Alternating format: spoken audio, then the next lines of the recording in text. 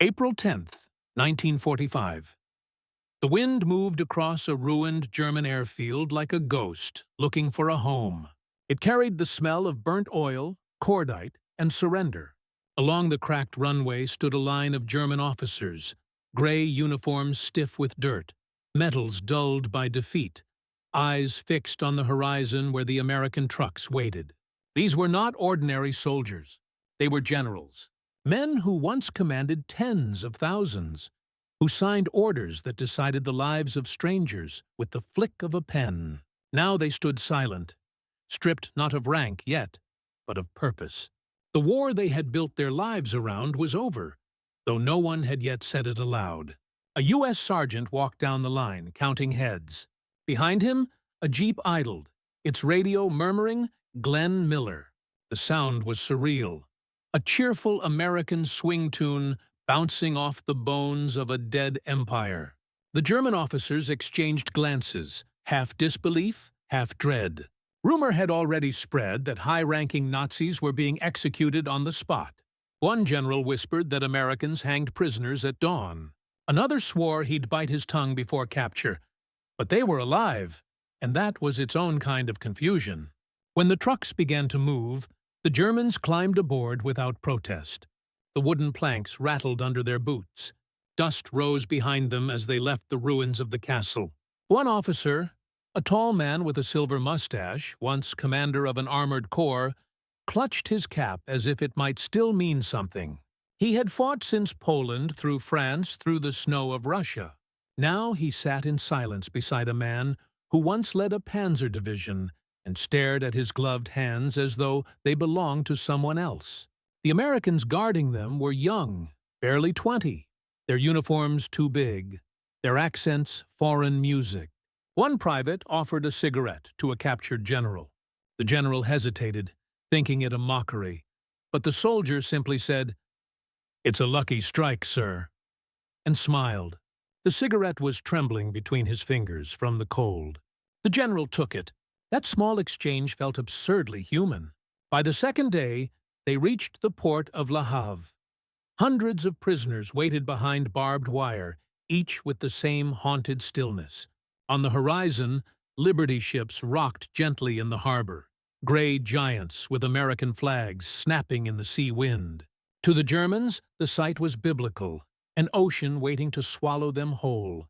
They were told they were being taken for questioning. No one explained why the questioning required an ocean. That night, as they waited for embarkation, a thin rain fell. A young translator from the U.S. Army, a Jewish refugee from Berlin, walked among the prisoners, checking names. Some officers looked away, unwilling to meet his eyes. Others stared too long, recognizing the cruel poetry of it. A German Jew is now deciding the fates of generals who once served Hitler. The translator kept his tone formal, detached, and professional. Later, he wrote in his diary, "They were expecting ropes. We gave them forms to fill out. When dawn came, the prisoners were herded up the gangplanks. The deck smelled of salt, steel, and oil. American sailors watched curiously. They had been told they were carrying dangerous officers, but these gray, tired men looked more like aging bureaucrats than warriors." One sailor said quietly, "Hell, they look like my high school teachers." Another laughed. "Guess the devil's army runs on coffee and medals." Below deck, bunks were stacked 3 high. The air was thick with motion and shame. Someone began humming Lily Marlene, that old song of soldiers and lost love. Within minutes, half the compartment was singing it softly, voices echoing off steel walls. An American guard, listening from the corridor, didn't stop them. Instead, he joined in with the English words he half-remembered from the radio. The absurdity of it, a U.S. corporal and a dozen German generals sharing a song, made one officer press his hands to his face. For the first time since the surrender, he laughed, though it came out like a sob. Days passed on the Atlantic. No one was beaten. No one starved. They were fed 3 times a day. Bread, stew, coffee. The coffee astonished them most. In the collapsing Reich, even civilians were boiling acorns for imitation brew. Here, the enemy served it hot, black, and endless. A few whispered that it must be a trick, some American experiment in psychology. But the guards seemed indifferent, even friendly. They spoke little of the war. Some played cards near the mess. When a storm hit the mid-Atlantic, an American sailor handed out blankets to shivering generals who could hardly believe it. One of them, an older officer with sharp blue eyes, found himself studying his captors. They were relaxed, undisciplined by Prussian standards, yet effective. He had been taught to see Americans as crude and soft, spoiled by luxury. Instead, he saw quiet confidence. They did not need to prove superiority. They simply assumed it. It was not arrogance, but something else, a moral ease that unsettled him. When they neared the American coast, the fog lifted to reveal the Statue of Liberty. For men who had seen only ruins and propaganda reels, it looked unreal. The translator told them, "Welcome to America." No one replied. The words felt like both a sentence and a salvation. As they disembarked in New York, curious dock workers stared. The generals were marched in silence to waiting trains. Along the way, they passed a billboard advertising toothpaste. A smiling woman with the caption, "A bright future needs a bright smile." The image struck one officer so strangely, he almost laughed. The country they had been taught to despise was radiant, ordinary, and untouched by war. The train doors closed. Outside, the city roared with life, vendors shouting, horns blaring, the rhythm of a nation untouched by bombing raids. The captured men looked out through the glass, seeing not enemies, but a civilization their own leaders had promised was barbaric. Inside the car, one whispered to another, "Perhaps this is our punishment, that we must see how wrong we were." When night fell, the lights of the train windows flickered across the faces of the guards and prisoners alike. Somewhere ahead lay Mississippi, Virginia, or Texas. Names that meant nothing to the men who had once dreamed of Moscow and Paris. But in that steel carriage, something subtle began to shift. Fear was still there, but so was curiosity. The older officer removed his cap and set it on his knees. "If they wanted us dead," he murmured, "we would already be in the sea." Another nodded, staring out into the dark blur of the American countryside. None of them knew it yet. But this journey across the ocean, across pride, was the beginning of their education in defeat. And as the train curved into the vast sleeping land, one question lingered among them all. What kind of victor shows mercy to men like us? The first thing they noticed was the sunlight. It poured over the Mississippi fields like a golden tide as the train hissed to a stop, its steel wheels moan in protest. To the captured German generals staring through the barred windows, that warm light felt almost insulting, too gentle for men who expected punishment. But beyond the track stood Camp Shelby, a sprawling maze of wooden barracks, fences, and watchtowers under a sky so wide it made them dizzy. It was not a dungeon. It was not even cruel. To their disbelief, it looked clean, organized, and almost peaceful. When the gates clanged open, an American officer with sunburned skin and a clipboard greeted them in crisp English. "Welcome to the United States. Gentlemen." The word gentlemen stunned them more than the rifles. A few exchanged cautious glances, expecting sarcasm. Yet the tone was formal, businesslike, as if they were merely visiting scholars who had taken a wrong turn. An MP guided them toward the administrative tent, where each was handed a small paper tag with his name, rank, and prisoner number. The tags were neat, the handwriting careful. One German officer whispered to another, "They are treating us like officers." The reply came soft and bitter. "It is how they win." Inside the camp, the air smelled of pine wood and soap. The barracks stood in neat rows with whitewashed walls, narrow cots, and even curtains on the windows. Beyond the wire, they saw vegetable gardens, a canteen, and an open field where men were playing baseball. The sound of laughter drifted faintly across the yard. For men who had watched Europe burn, that sound was unbearable. The Americans called it humane treatment. The Germans called it confusion. In Europe, prisoners vanished into basements, were shot on roadsides, or starved in transit. Here at Camp Shelby, they were given medical exams, inoculations, and dental care. Their uniforms were laundered. Meals were regular with bread, meat, and even dessert. An American sergeant cheerfully explained the Geneva Convention articles that guaranteed their rights. When a general asked if this was propaganda, the sergeant grinned. "Propaganda is cheaper than steak, sir. But this is the real deal." That night, the generals sat in their bunks listening to crickets and distant jazz from a guardhouse radio. One, a man who had commanded an entire panzer army in France, stared at his meal tray, mashed potatoes, carrots, a slice of pie, and whispered, "My men starved in the Ardennes. The enemy feeds me pie." His bunkmate replied, "This is their revenge. They are showing us civilization." Over the next weeks, transport trucks scattered prisoners across the American heartland. Camps appeared like small, contained worlds. Camp Concordia in Kansas, Camp Swift in Texas, Camp Shanks in New York. Each was built to the same pattern: order without cruelty. More than 370,000 German PS would live behind those fences by war's end. Most were ordinary soldiers, but among them were over 2,000 officers, some still clinging to their pride, like a uniform that no longer fit. At Fort Hunt, Virginia, known only by its code name, P.O. Box 1142, the most senior officers were interrogated. But there were no beatings, no shouting.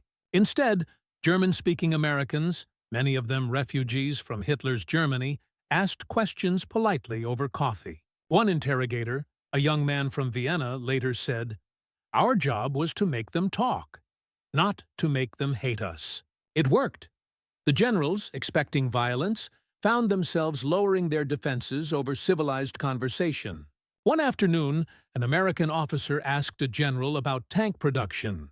The general answered in detail, then paused. "Why do you treat us so well?" The officer shrugged. "Because we can afford to." The answer lingered like smoke in the air, simple, confident, and devastating.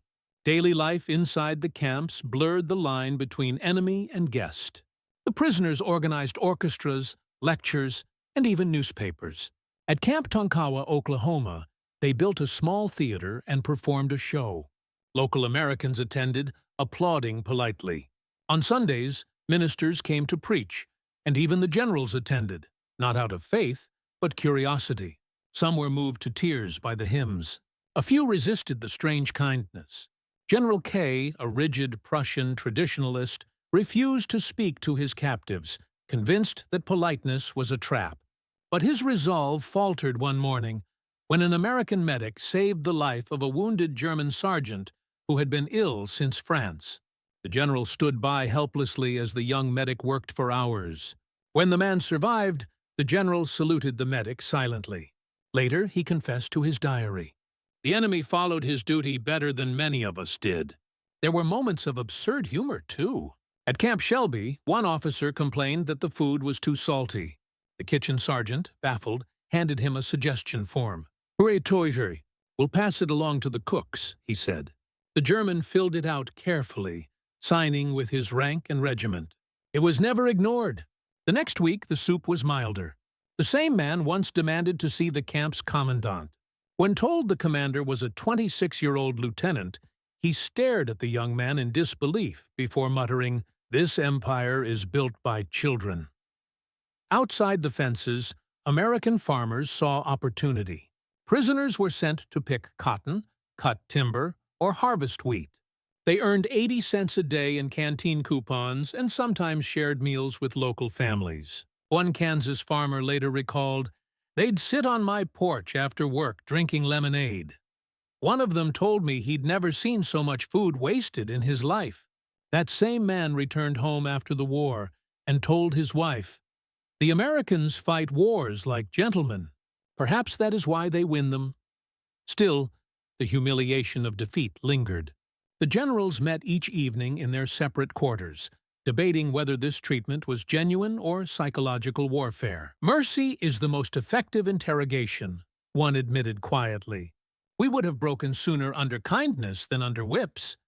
Some suspected the Americans were trying to re-educate them to make them admire democracy. If so, the method was insidious and effective. As summer stretched on, the camps grew quieter. The fences stood more as symbols than barriers. Escape attempts were rare. Many prisoners admitted there was nowhere to go. Some began writing to their families, describing the kindness they couldn't explain. The letters were censored, but still carried a strange warmth. One wrote, "They defeated us without hate." Another said simply, "Here, the enemy looks you in the eyes." By autumn, word of the American camps reached Germany through the Red Cross. Families were stunned to learn that their captured sons were healthy, even gaining weight. The propaganda machine, which had painted America as brutal and degenerate, fell silent on the subject. Inside the Reich, civilians whispered that perhaps the Allies were not monsters after all. For the generals, the shock went deeper. Each day behind those fences chipped away at their certainty about superiority, about discipline, about what strength really meant. The world they had fought to preserve, the one of iron will and racial destiny, seemed smaller now, almost childish, compared to the quiet confidence of a nation that served its prisoners pie and coffee. One evening, an American guard noticed an old general sitting outside his barrack, staring at the sunset beyond the wire. "What are you thinking about, sir?" the guard asked. The man hesitated before answering. "That may be mercy as a weapon, too." The guard didn't reply. The crickets began again, and the light faded into gold. Far away, new trains were already bringing more prisoners. More men are about to learn that kindness could wound more deeply than cruelty ever did. Mornings began with the clang of the mess bell, the sound rolling across the camp like an order no one could disobey. The generals rose at the same hour each day, boots polished by habit, collars straight, even when the starch had worn away. For men who once commanded divisions, routine was both comfort and punishment. The barracks of Camp Clinton in Mississippi were alive with small noises: the scraping of chairs, the hiss of boiling coffee, the low hum of conversation that always fell silent when the guards passed. Every morning, General Friedrich, a former staff officer on the Eastern Front, set up his chessboard on a wooden crate near the window. Across from him sat Colonel Weber, who had once believed in the Reich's destiny as surely as in gravity. Now they played in silence, the pieces moving like echoes of strategy long rendered useless. Friedrich called it our new front. Each game lasted hours, not because of complexity, but because neither could bear to lose again. Outside the camp pulsed with life. Prisoners worked in the gardens, fixed fences, and built benches from scrap wood. The Americans allowed them to manage their own order, something astonishing in itself. They held lectures on engineering, politics, and even literature. A few generals spoke about Clausewitz, but others spoke more quietly about guilt. Some of the younger officers listened, their expressions caught between awe and unease. As the heat rose, an orchestra began to rehearse in the recreation hall. Violins salvaged from donations, drums made from barrels. Their music drifted through the air, blending with the buzz of cicadas. One afternoon, they played Bach, and for a moment even the guards leaned on their rifles and listened. A sergeant whispered, "Hell, they play better than our radio." The camp, for that instant, felt more like a forgotten college than a prison. By autumn, the generals had created routines that mimicked order, but hid emptiness. They formed choirs, built model ships, debated politics, and whispered tones. The Americans encouraged it, knowing idleness bred despair. Yet within that civility lay a growing unease because kindness gave them time to think. At night, when the floodlights burned pale over the wire, conversations grew more honest. The same men who once toasted victory now questioned its meaning. "We were taught we fought for culture," one said, his voice trembling. "But what culture burns children alive in Dresden?" Another replied bitterly, "Ours didn't, theirs did." But even that defense collapsed under the weight of conscience. The camps had become laboratories of reflection. Letters from home arrived each week, most written on rough gray paper. the ink smudged by tears or rain. They spoke of cities and ruins, of wives lost, of children growing up in hunger. Reading them, the generals realized that while they had been spared death, they had not escaped judgment. "The people hate us," said Colonel Weber, folding a letter with shaking hands. "They say we fled to luxury while they starved." Friedrich answered quietly, "They are right to hate. We served an idea that devoured them." There were moments when pride tried to rise again. Some prisoners still addressed each other by rank, clicking their heels at attention. But the pretense faltered whenever the Americans treated them with unshakable politeness. It was hard to believe in superiority when the man guarding you offered you extra rations. "They treat us as equals," one officer remarked, "because they no longer fear us." A Sunday service changed everything. A local pastor visited, offering communion to whoever wished to attend. The small wooden chapel was filled with sunlight and silence. When the pastor read, "Blessed are the merciful," a general who had commanded a death squad in Poland stood and walked out. He sat outside on the steps for hours, staring at his hands. Later that evening, he asked the camp chaplain for confession. It was the first time he had spoken of guilt aloud. Across the camp, a new sound began to echo each evening. The choir. Dozens of German voices, rich and disciplined, rose from the mess hall in harmonies that turned dusk into something almost holy. Guards and prisoners alike stood still. One American lieutenant later said, "For the first time, I pied them." Among the guards was Private Allen, a farmer's son from Iowa. He had lost 2 cousins at Normandy, but felt no hatred for the men behind the wire. He often walked the perimeter at dusk, stopping to talk with Friedrich about crops, chess, and home. One evening he said, "You know, General, I thought I'd hate you, but you sound like my father." Friedrich smiled faintly. "Your father must be very stubborn." Allen chuckled. "He is, and he's alive. That's all that matters." When Allen left for the night, Friedrich remained at the fence looking at the horizon. He would later write in his journal, "The enemy sees me as a man. That is harder to bear than seeing me as a monster." As winter came, snow fell over the camp, softening the wire into silver lines.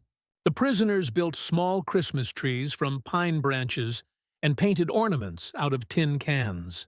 On Christmas Eve, the orchestra played before a packed hall. Americans, Germans, guards, and prisoners together. They ended with still an act. When the final note faded, no one applauded. Some wept silently. That night, a general wrote to his wife, "Our enemies have given us what our leaders could not. Peace of conscience." But peace was fragile. A few officers, unable to bear the collapse of their ideology, withdrew into bitterness. They whispered that this American kindness was only a trick to make them soft before interrogation. One even attempted escape, only to surrender himself the next morning, shivering and ashamed. He told the guards, "I realized there is nowhere to run from defeat." The Americans didn't punish him. They gave him coffee and sent him back to work detail. Life went on. Choirs rehearsed, chessboards filled with silent wars, and confessions multiplied. Each day blurred into the next, measured not by violence, but by thought. The camp had become a mirror, forcing every man to confront what he saw when uniforms no longer mattered. When spring returned, a Red Cross representative visited and declared the conditions exemplary. The general stood at attention as the Americans translated the praise. It was meant as an acknowledgement, but it sounded like irony. They had once ruled through fear. Now they were being congratulated for good behavior. That night, under a pale moon, Friedrich found himself unable to sleep. He walked outside past the empty guard towers and listened to the faint music still rising from the mess hall. The choir was singing again, softer this time, the words almost lost to the wind. He closed his eyes and realized the melody was no longer about loss. It was about forgiveness. He looked toward the gate, wondering what would happen when it finally opened. Would they walk out better men or merely quieter ones? He thought of the farmer's son from Iowa, of the medic who saved the sergeant, of the coffee and the chessboard, and the songs. Perhaps this was the real battlefield now, not between nations, but within the soul. And as the last note of a Maria vanished into the night air, Friedrich whispered to himself, "We have been conquered twice, once by arms and once by decency."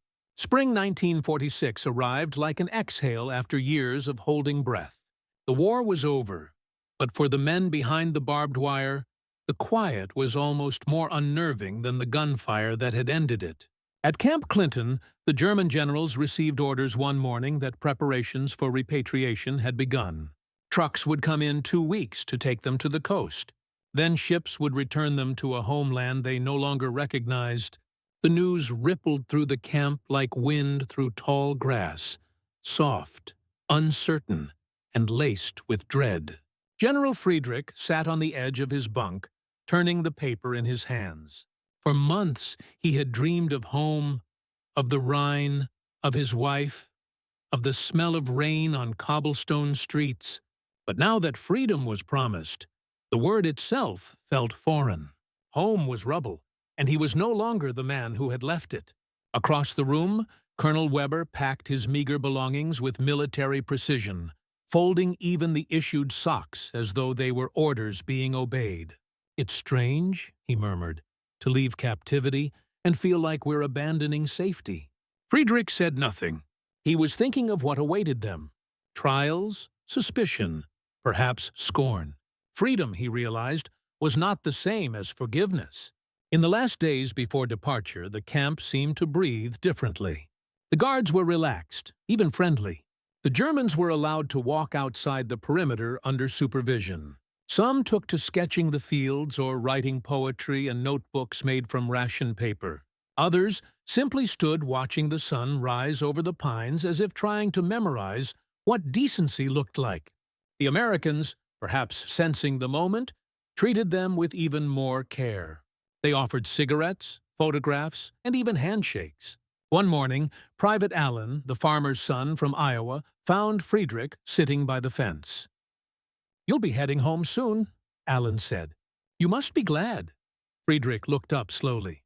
"Glad, yes," he replied, "and ashamed that I'm alive when better men are dead." Allen hesitated. "Maybe that's why you're alive, to do something different with what's left." The general studied the young soldier, then nodded once. "Perhaps that is the first order I can still follow." At night, the camp was restless. Some men drank the last of their canteen whiskey. Others argued about the future of Germany, whether it would stand again or disappear into occupation. The radio in the guardhouse played quietly, broadcasting news of the Nuremberg trials. The names were familiar: Göring, Keitel, Jodl. Ghosts of authority now stripped bare in a courtroom.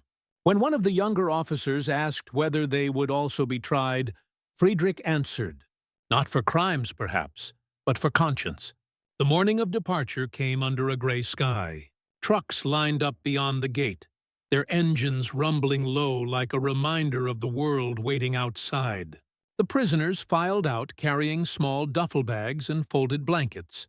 Each shook hands with their American guards, a ritual both solemn and absurd. The same men who had been called monsters now thanked their captors for decency. One officer saluted, another crossed himself. When Friedrich reached the gate, he turned once more toward the camp. The choir was singing again, faint but clear. The same song that had carried through the winter was still enough. It was spring, yet the melody still felt like a prayer for the dead. The trucks moved through the countryside, passing farms and towns untouched by war. Children waved from porches. One old man in overalls tipped his hat. For the prisoners, these glimpses of normal life were more humbling than defeat itself. They saw a nation that had not been bombed, that had not burned its cities to ashes, and yet had still managed to conquer the most dangerous army on earth. Colonel Weber whispered, "They have won without losing themselves." At the port, Liberty ships waited once more, their hulls rusted but sturdy. The same ocean that had carried them into captivity now promised return. But as the men climbed the gangplanks, the mood was heavier than it had been on arrival. The Americans handed out Red Cross parcels, chocolate, cigarettes, soap. and wished them luck. "Go rebuild your country," one sergeant said. "Maybe this time start with kindness." The words landed like a benediction and a challenge at once. During the voyage home, the sea was calm, but the minds aboard were not. The generals gathered on deck in the evenings, staring at the water that stretched endlessly toward Europe. Friedrich found himself unable to sleep. He kept remembering the American soldier who had saved a dying German sergeant, the farmer who shared lemonade with his captives, the boy from Iowa who spoke like a philosopher. Each memory now dwells in the old scaffolding of pride. He realized that somewhere between surrender and departure, the enemy had taught him the meaning of victory. A week later, the coast of France appeared through mist, a shoreline of ruin and resurrection. As they disembarked, Allied officers handed each man papers confirming his release. Some kissed the ground, others wept silently. The air smelled of coal smoke and salt. A few civilians watched from a distance, whispering. No one cheered. These were not heroes returning, but men marked by the war's shadow. When Friedrich reached Germany, the landscape broke his heart.